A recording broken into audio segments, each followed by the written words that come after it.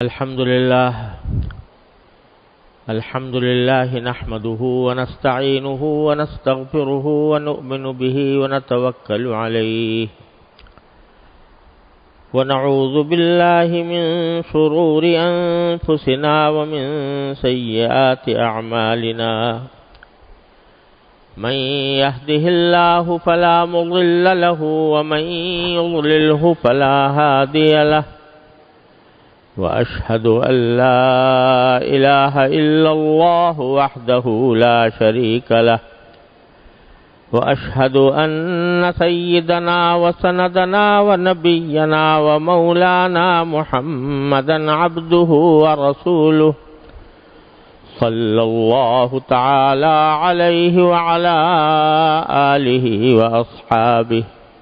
وبارك وسلم تسليما كثيرا أما بعد فأعوذ بالله من الشيطان الرجيم بسم الله الرحمن الرحيم إن عدة الشهور عند الله 12 شهرا منها 4 حرم آمنت بالله صدق الله مولانا العظيم وصدق رسوله النبي الكريم ونحن على ذلك من الشاهدين والشاكرين والحمد لله رب العالمين۔ بزرگان محترم اور برادران عزیز، السلام علیکم ورحمۃ اللہ وبرکاتہ۔ محرم کا مہینہ شروع ہو چکا ہے، اس لیے اس مہینے کے بارے میں چند گزارشات پیش کرنا چاہتا ہوں۔ اللہ تبارک و تعالی نے 12 کے 12 مہینے پیدا فرمائے، لیکن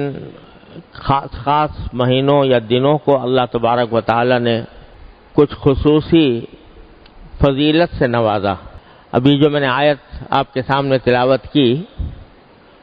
اس میں اللہ تبارک و تعالی نے فرمایا کہ اللہ کے نزدیک مہینوں کی گنتی 12 مہینے ہیں، اور ان 12 مہینوں میں سے منہا 4 حرم، ان میں سے 4 مہینے ایسے ہیں جو بڑی حرمت والے ہیں۔ یہ کون سے 4 مہینے ہیں؟ قرآن کریم نے اس کی تعیین نہیں فرمائی، لیکن نبی کریم سرور دو عالم صلی اللہ علیہ وسلم نے ایک حدیث میں فرمایا کہ ان 4 مہینوں میں سے 3 مہینے تو پے در پے آتے ہیں، ایک ذوالقعدہ، ایک ذوالحجہ، ایک محرم، اور چوتھا مہینہ رجب کا مہینہ۔ ان 4 مہینوں کو اللہ تبارک و تعالی نے حرمت والے مہینے قرار دیا۔ اگرچہ رمضان المبارک کا مہینہ ان سب سے افضل ہے، لیکن ان 4 مہینوں کا ذکر اللہ تبارک و تعالی نے خاص طور پر اس لیے فرمایا کہ ان 4 مہینوں کی حرمت حضرت ابراہیم علیہ السلام کے وقت سے چلی آتی، اور چونکہ مکہ مکرمہ کے اور عرب کے مشرکین حضرت ابراہیم علیہ السلام کو کسی نہ کسی درجے میں مانتے تھے، باوجود اپنی بت پرستی کے، باوجود شرک کے، لیکن حضرت ابراہیم علیہ السلام کو وہ اپنا مقتدی مانتے تھے۔ اگرچہ ان کی تعلیمات سے بہت برگشتہ ہو گئے تھے، لیکن بحثیت مجموع حضرت ابراہیم علیہ السلام کی کو اپنا مقتدی مانتے تھے۔ اس وجہ سے رسول کریم صلی اللہ علیہ وسلم کی تشریف آوری سے پہلے بھی جاہلیت کے لوگ بھی ان 4 مہینوں کو مقدس سمجھتے تھے۔ رمضان کا جو تقدس ہے، رمضان کی جو برکات ہیں، وہ نبی کریم صلی اللہ علیہ وسلم کی تشریف آوری کے بعد لوگوں پر واضح ہوئیں، لیکن ان 4 مہینوں کا تقدس حضرت ابراہیم علیہ السلام کے وقت چلا آتا تھا، اور جاہلیت کے لوگ ہر وقت لڑائی بھڑائی میں لگے رہتے تھے، ایک دوسرے کے خون کے پیاسے ہوتے تھے، ایک دوسرے سے جنگیں کرتے رہتے تھے، لیکن جب یہ مہینے آتے تو اس بات کو تسلیم کرتے تھے کہ یہ مقدس مہینے ہیں، ان میں لڑائی نہیں کرنی۔ اس حیثیت سے اللہ تبارک و تعالی نے ان کو 4 مہینوں کو اس لحاظ سے حرمت والا قرار دیا کہ ابراہیم علیہ السلام کے وقت سے ان کی حرمت چلی آتی ہے، اور اس میں جنگ اور جدال کو بھی منع فرمایا گیا ہے۔ اور قرآن کریم دوسری جگہ فرمایا کہ تم کافروں سے بھی ان 4 مہینوں کے اندر جہاد نہ کرو، قتال نہ کرو، لڑائی نہ کرو، الا یہ کہ وہ خود تم پر حملہ آور ہو جائیں، مجبوری ہے پھر دفاع کرنے کے لیے اپنا مدافعت کرنی پڑے گی، لیکن قتال ان دنوں میں جائز نہیں۔ یہ 4 مہینے میں سے جو جیسے میں نے عرض کیا ذوالقعدہ، ذوالحجہ اور اب محرم کا مہینہ آیا ہے۔ پھر ان میں سے ہر ایک کی اپنی کچھ خصوصیات الگ الگ بھی ہیں۔ محرم کی خصوصیت یہ ہے کہ اللہ تبارک و تعالی نے اس میں روزہ رکھنے کو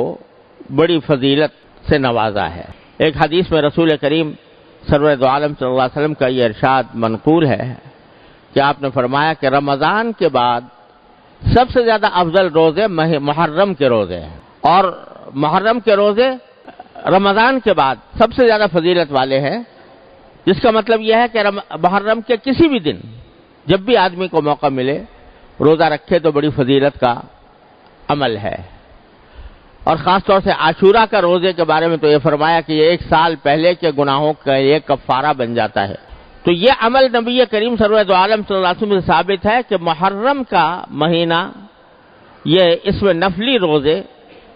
یہ خاص فضیلت رکھتے ہیں۔ یہ اللہ تبارک و تعالی نے اس مہینے کو یہ خصوصیت عطا فرمائی ہے۔ دوسرے مہینوں میں روزہ رکھنا بھی ثواب ہے، لیکن محرم کے مہینے میں روزہ رکھنے کی زیادہ فضیلت نبی کریم صلی اللہ علیہ وسلم نے بیان فرمائی ہے۔ تو ایک حکم تو محرم کے بارے میں یہ ہے کہ اس میں لڑائی بڑائی منع ہے، اس میں ایک یہ کہ روزہ رکھنے کی بڑی فضیلت ہے کسی بھی، خاص طور سے عاشورہ کا دن یعنی 10 محرم کا دن، اس کی سارے محرم کے سارے دنوں میں سب سے زیادہ افضل دن عاشورہ کا ہے، یعنی 10 محرم کا۔ اور حدیث میں آتا ہے کہ رسول کریم صلی اللہ علیہ وسلم جب ہجرت کر کے مکہ مکرمہ سے مدینہ منورہ تشریف لائے تو وہاں یہ دیکھا کہ اہل مدینہ میں سے جو یہودی ہیں وہ 10 محرم کو روزہ رکھتے ہیں۔ ان سے جب پوچھا گیا کہ آپ لوگ 10 محرم کو روزہ کیوں رکھتے ہیں تو انہوں نے جواب میں یہ کہا کہ ہم اس لیے رکھتے ہیں کہ یہ وہ دن ہے جس میں اللہ تبارک و تعالی نے بنی اسرائیل کو اور حضرت موسیٰ علیہ السلام کو فرعون سے نجات عطا فرمائی تھی۔ مشہور واقعہ ہر مسلمان کو معلوم ہے کہ فرعون کا لشکر حضرت موسیٰ علیہ السلام کے تعاقب میں روانہ ہوا تھا، آگے آ کر سمندر آ گیا تو نبی کریم حضرت موسیٰ علیہ السلام اور ان کے ساتھی آگے تھے اور فرعون کا لشکر پیچھے تھا، آگے سمندر حائل ہو گیا۔ تو قرآن کریم میں ہے کہ جو حضرت موسیٰ علیہ السلام کے ساتھ بنی اسرائیل کے لوگ تھے انہوں نے کہا کہ انا لمدرکون، ہم تو دھر لیے گئے، اب یعنی اب آگے ہمارے پاس کوئی راستہ نہیں ہے، آگے سمندر ہے اور پیچھے فرعون کا لشکر آ رہا ہے، تو اب ہمارے بچنے کا کوئی راستہ نہیں۔ تو حضرت موسیٰ علیہ السلام نے فرمایا کلا،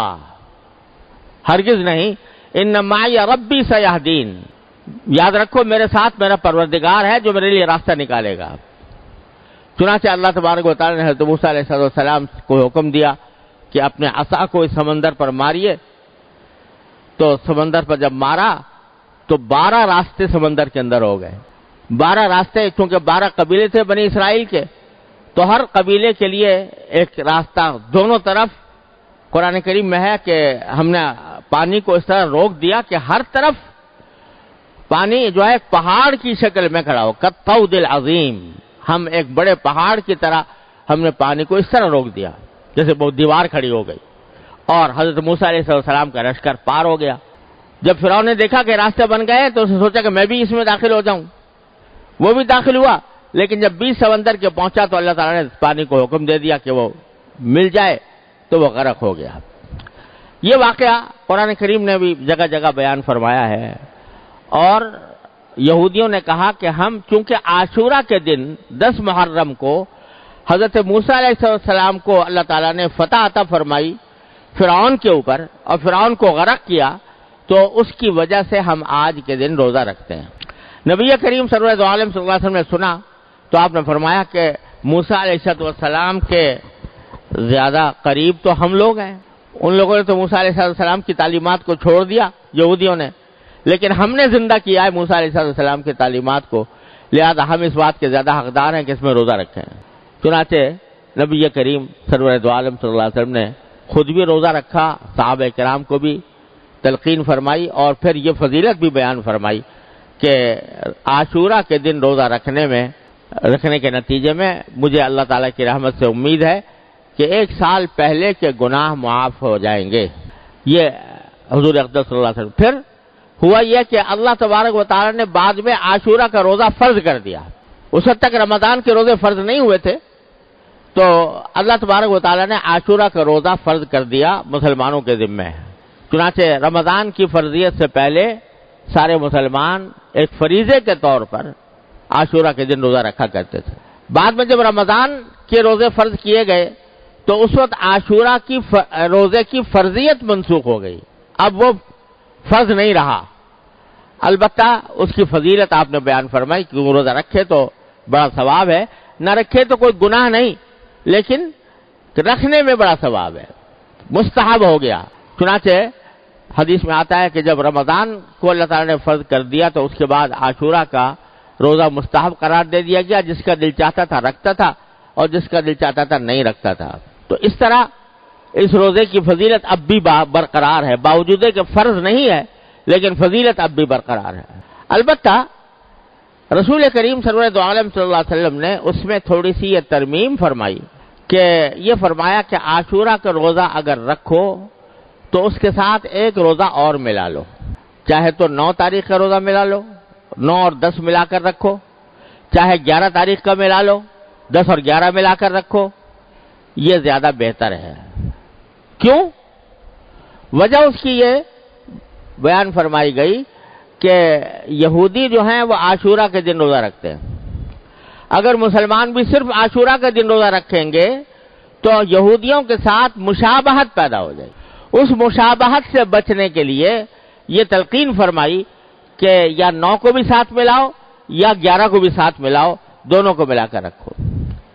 اس سے یہ بھی اندازہ کیا جا سکتا ہے کہ نبی کریم سرور دو عالم صلی اللہ علیہ وسلم کو غیر مسلموں کے ساتھ مشابہت یہ کتنی ناگوار تھی. حالانکہ مشابہت یہاں کسی بری چیز میں نہیں ہو رہی تھی، روزہ رکھنے میں ہو رہی تھی، ایک عبادت کے کام میں ہو رہی تھی، لیکن اس مشابہت کو بھی رسول کریم صلی اللہ علیہ وسلم نے پسند نہیں فرمایا. فرمایا کہ اس مشابہت کو بھی ختم کرو، اس کے ساتھ کوئی روزہ ملا کر رکھو تاکہ ان کے ساتھ مشابہت نہ ہو. اس سے آپ ذرا اندازہ لگائیے کہ جب نیک کام میں عبادت میں بھی ان کے ساتھ مشابہت کو ناپسند کیا گیا تو جو ایسے کام ہیں جن کا کوئی تعلق نیکی اور عبادت سے نہیں ہے اس میں اگر کوئی مشابہت اختیار کرے تو کتنا برا ہوگا. افسوس ہے کہ آج ہم لوگوں نے دین کے اس اہم حکم کو بڑا فراموش کیا ہوا ہے. اپنے لباس میں، اپنے پوشاک میں، اپنی چال ڈھال میں، اپنے طریقہ کار میں ہم لوگوں نے غیر مسلموں کی شباہت اختیار کرنی شروع کر دی. اس کا نتیجہ یہ ہے کہ پہلے تو یہ ہوا کرتا تھا کہ آپ کہیں بھی چلے جائیں مسلمان دور سے نظر آتا تھا یہ مسلمان ہے. اس کا لباس، اس کا حلیہ، اس کا سر سے لے کر پاؤں تک اس کا انداز رہن سہن وہ بتلا دیتا یہ مسلمان ہے. آج چونکہ مسلمانوں نے غیر مسلموں کی روش اختیار کر لی، ان کا جیسا لباس پہننا شروع کر دیا، ان جیسا طریقہ اختیار کرنا شروع کر دیا، اپنے چہرے ان کے مطابق بنا لیے، تو اس کا نتیجہ یہ ہے کہ پہچاننا مشکل ہوتا ہے کہ یہ مسلمان ہے یا غیر مسلم ہے. خاص طور سے ایسے علاقوں میں جہاں جو اللہ بچائے جو دین کے پابند لوگ نہیں ہیں، وہاں علاقوں میں جائیں، مجلسوں میں جائیں، کانفرنسوں میں جائیں، پتہ لگانا مشکل ہے کہ مسلمان ہے یا غیر مسلم ہے. رسول کریم سرور دو عالم صلی اللہ علیہ وسلم اس طرح واضح امتیاز قائم کرنا چاہتے تھے کہ مسلمانوں کو دیکھ کر پتہ لگایا جا سکے کہ یہ مسلمان ہے. اس لیے آپ نے اس مشابہت کو ناپسند فرمایا. لہذا فقہاء کرام نے فرمایا ہے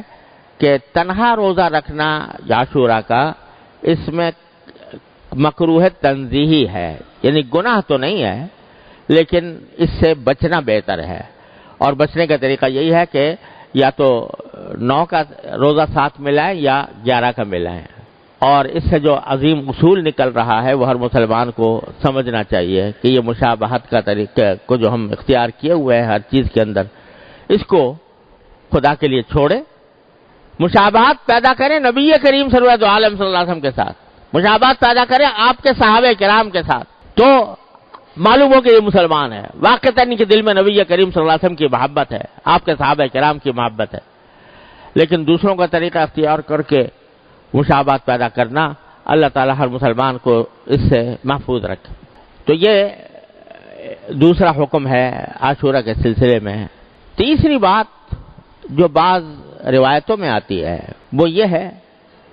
کہ رسول کریم صلی اللہ علیہ وسلم نے عاشورہ کے دن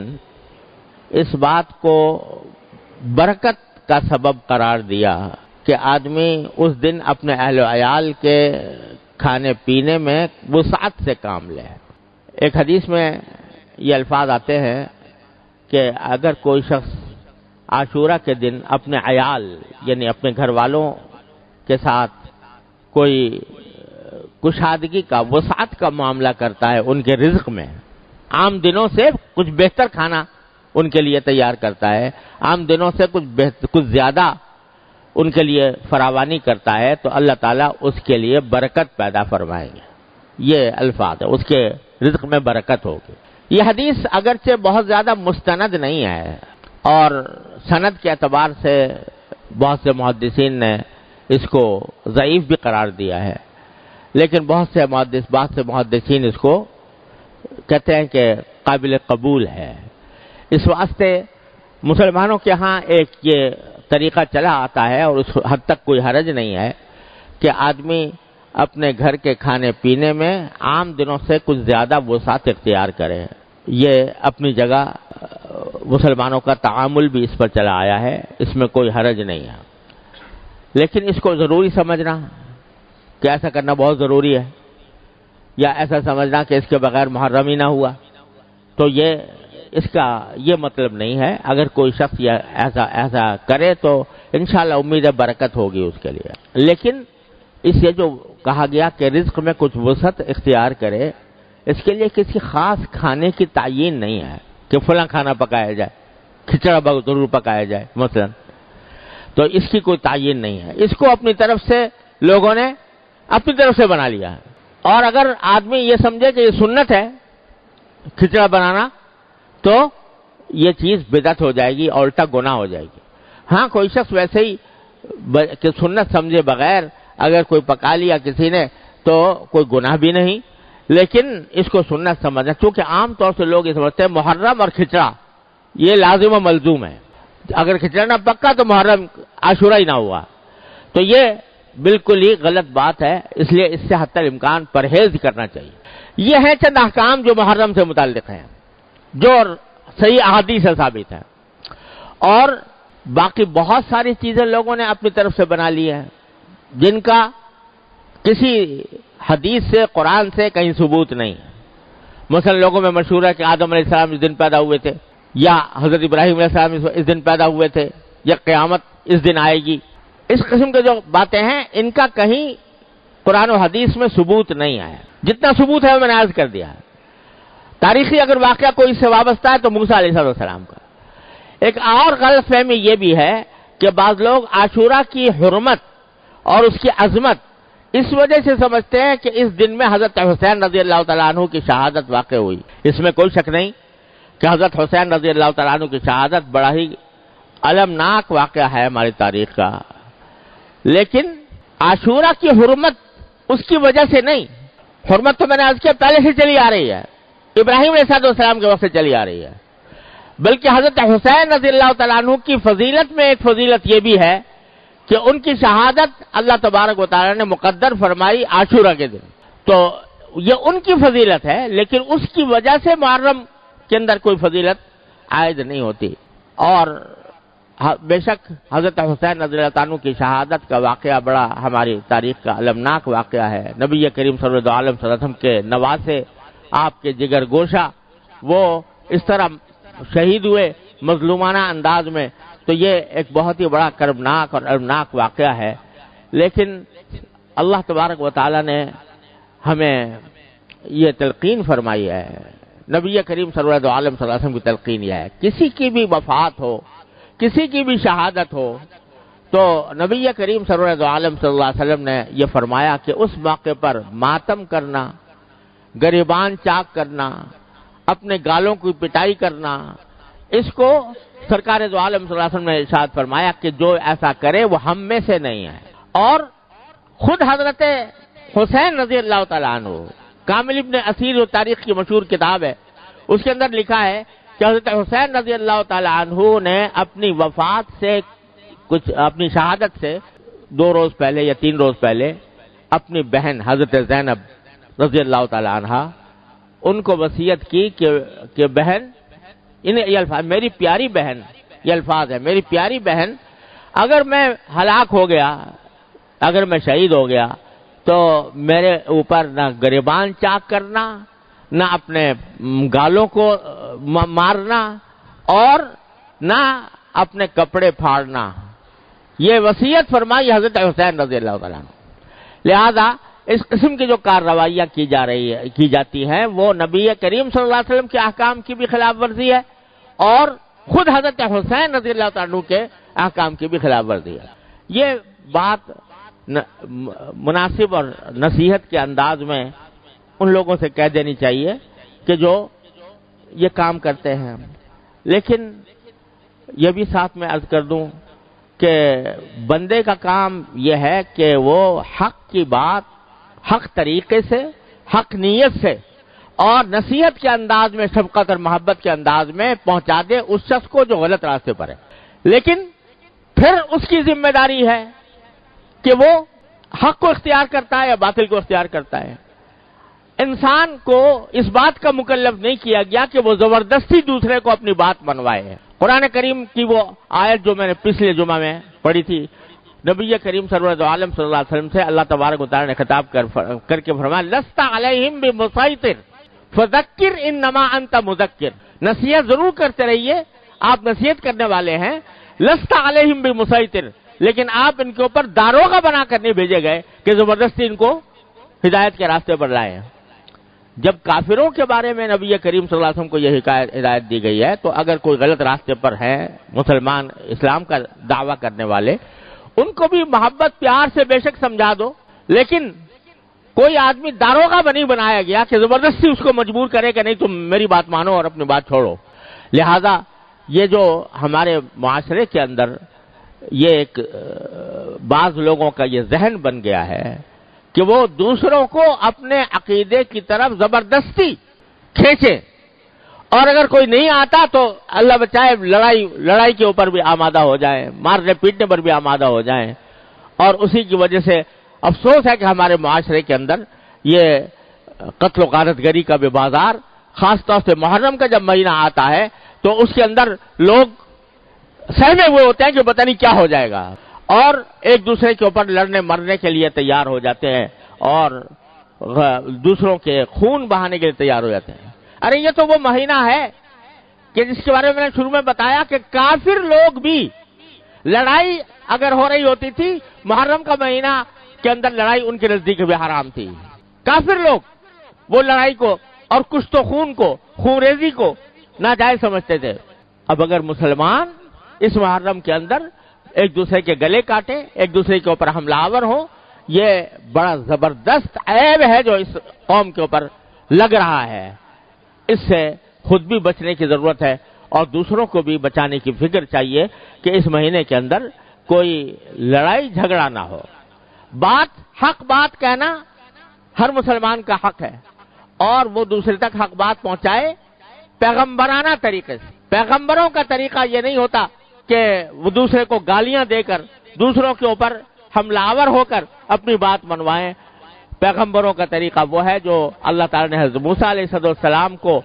سکھایا کہ تم فرعون کے سامنے جا رہے ہو تو قولا لہو قولا لینا، فرعون کے سامنے بھی نرم بات کرنا۔ اب اندازہ لگائیے فرعون سے بڑا گمراہ کون ہو سکتا ہے؟ لیکن اللہ تبارک و تعالیٰ نے حضرت موسیٰ علیہ السلام کو تلقین فرمائی کہ ان سے نرم بات کرنا، لعلہ یتذکر و یخشی، ہو سکتا ہے وہ بات مان لے، ہو سکتا ہے اللہ کا ڈر اس کے دل میں پیدا ہو جائے۔ حالانکہ اللہ تعالیٰ جانتے تھے کہ یہ ڈرنے والا نہیں ہے، حد نصیحت ماننے والا نہیں ہے، لیکن فرمایا کہ جو داعی ہے، دعوت دینے والا ہے، اس کے دل میں یہ امید ہونی چاہیے کہ شاید یہ میری بات مان لے، لہذا میں نرم بات کروں۔ سخت کلامی اور دوسروں کے اوپر کیچڑ اچھالنا اور ایک دوسرے کو برا بھلا کہنا اور ایک دوسرے سے لڑائی کرنا، یہ دین کی تعلیم نہیں ہے، دین کے بالکل برخلاف ہے یہ امر۔ وہ چاہے شیعہ کرے یا سنی کرے، دونوں کریں گے تو اللہ کے ہاں پکڑے جائیں گے۔ لہذا اس محرم کے اندر بالکل واضح طور پر یہ سمجھنا چاہیے، پہلی بات تو یہ کہ جو باتیں رسول کریم صلی اللہ علیہ وسلم سے ثابت ہیں بس اس حد تک اپنے آپ کو محدود رکھیں۔ آگے جو باتیں لوگوں نے اپنی طرف سے بنا رکھی ہیں ان سے اپنے آپ کو بھی بچائیں، دوسروں کو بھی بچائیں۔ حق بات حق طریقے سے، حق نیت سے دوسرے تک پہنچا دیں، پھر اس کا معاملہ اللہ کے حوالے کریں۔ اللہ تبارک و تعالیٰ سے ہر ایک انسان کا معاملہ اللہ تعالیٰ کے ساتھ ہے، لیکن مار پیٹ کر لڑائی بھڑائی کر کے دوسرے کے اوپر کوئی اپنا نظریہ تھوپا نہیں جا سکتا۔ اس کا اگر خیال کریں تو انشاءاللہ ہمارے معاشرے میں جو قتل و غارت گری کا بازار گرم ہے وہ انشاءاللہ رفع ہو جائے گا۔ اللہ تبارک و تعالیٰ اپنے فضل و کرم سے، اپنے رحمت سے ہمیں اس محرم کے مہینے کے تقدس کو پہچاننے کی بھی توفیق عطا فرمائے، اس میں جو صحیح اعمال ہیں وہ کرنے کی توفیق عطا فرمائے اور برے کاموں سے بچنے کی توفیق عطا فرمائے۔ وآخر دعوانا الحمدللہ رب العالمین۔